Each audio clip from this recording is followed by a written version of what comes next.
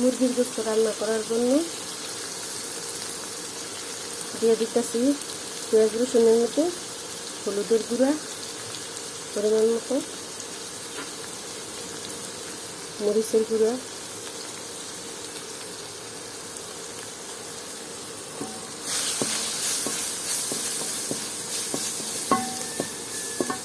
পরিমাণ মতো পানি দিয়ে দিন।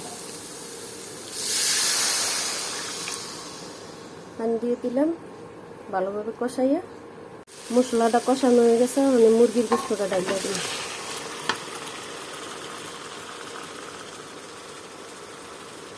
মুরগির গোস্তটা ডাইলা দিচ্ছি আমি।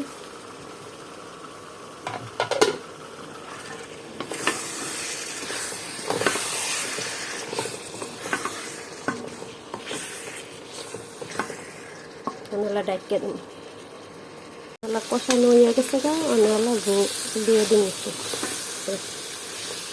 কষানো হয়ে গেছে গা, লাল লাল করে কষানো হয়েছে। অনেলা জল দিয়ে দিন, জল দিয়ে দিতেছি।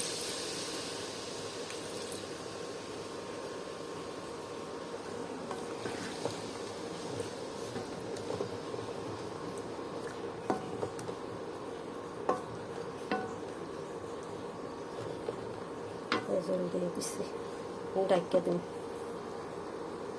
রয়ে গেছে গা, অনেলা নামাইলাম। সুন্দর একটা কালার আসছে।